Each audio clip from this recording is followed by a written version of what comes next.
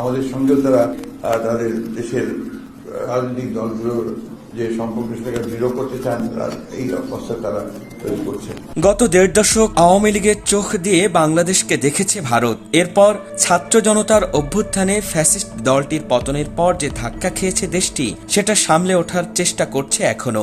ভারত এবার বাস্তবতা মেনে সামনে আগাতে চায়। আগামী দিনে বিএনপি ক্ষমতায় আসছে এটা ধরে নিয়েই দলটিকে আস্থায় নেওয়ার চেষ্টা করছে দিল্লি। বিএনপির কাঁধে ভর করেই স্বস্তি খুঁজতে চায় তারা। গত জানুয়ারিতে ভারতের আর্মি ডে উপলক্ষে সংবাদ সম্মেলনে দেশটির সেনাপ্রধান জেনারেল উপেন্দ্র দ্বিবেদী বলেছেন, ঢাকা দিল্লির দ্বিপক্ষীয় সম্পর্ক স্বাভাবিক হবে বাংলাদেশের নির্বাচিত সরকারের সঙ্গে।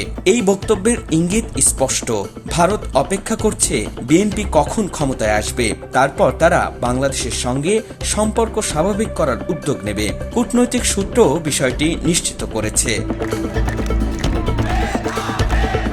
উইলসন সেন্টারের সাউথ এশিয়া ইনস্টিটিউটের পরিচালক মাইকেল কুগেলম্যান বলেছেন, ভারত বাংলাদেশে দ্রুত একটি নির্বাচন দেখতে চায়, কারণ নির্বাচন হলে বিএনপির ক্ষমতায় আসার সম্ভাবনা বেশি। ভারত মনে করছে বিএনপি এরই মধ্যে জামায়াতের সঙ্গে সম্পর্ক ছিন্ন করেছে, ফলে নির্বাচিত সরকারের সঙ্গে যোগাযোগ ভারতকে স্বস্তি দেবে। গত জানুয়ারিতে বাংলাদেশ আর্ট জিওপলিটিক্যাল ক্রসরোড শীর্ষক আলোচনায় এসব কথা বলেন তিনি।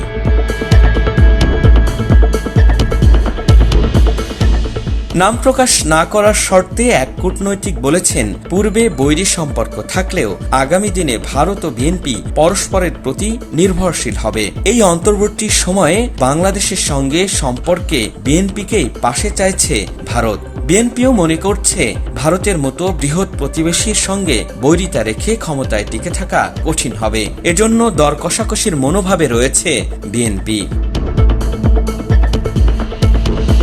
বিএনপি নেতারা মনে করছেন, শিক্ষার্থী সরকার ও জামায়াতের মতো শক্তিকে মোকাবেলা করতে তাদের প্রতিবেশী দেশগুলোর সমর্থন লাগবে, বিশেষ করে ভারতের সমর্থন। গত সেপ্টেম্বরে গুলশানে বিএনপি চেয়ারপারসনের রাজনৈতিক কার্যালয়ে মহাসচিব মির্জা ফখরুল ইসলাম আলমগীরের সঙ্গে বৈঠক করেন ঢাকায় ভারতীয় হাইকমিশনার প্রণয় ভার্মা। পরে বিএনপি মহাসচিব জানান, রাজনৈতিক দল হিসেবে বিএনপির সঙ্গে সম্পর্ক দৃঢ় করতে চায় ভারত। এ নিয়ে তারা উভয়ে কাজ করতে আগ্রহী।